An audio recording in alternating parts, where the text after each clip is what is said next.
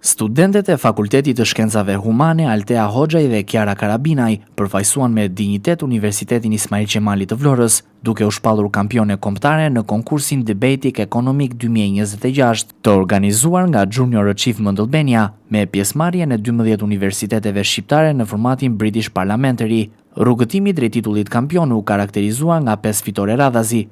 Fillimisht studentët triumfuan ndaj Universitetit Elbasanit, vijuan me 2 fitore përballë Universitetit Epoka, më pas siguruan kualifikimin për në finale, pas fitores ndaj Universitetit të Korçës në gjysmëfinale, aty ku u kurorëzua dhe suksesi me fitore ndaj TBU Business, duke ngritur edhe kupën e kampionëve. Përveç suksesit ekipor, ato u vlerësuan edhe me çmimet më prestigjioze individuale. Altea Hoxhaj, folësja më e mirë e konkursit, ndërsa Kiara Karabinaj, folësja e dytë më e mirë e konkursit. Përshëndetje, unë jam Altea Hoxhaj. Ne sapo përfunduam çerek finale.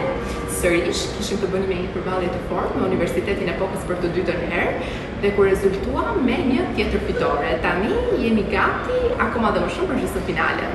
Unë jam Kiara Karabinaj, jam studente në Fakultetin e Drejtësisë të Universitetit Ismail Qemali Vlorë. Së bashku me kolegen time Altea Hoxhaj, sapo kaluam fazën e dytë eliminatore dhe jemi gati për raundin tjetër.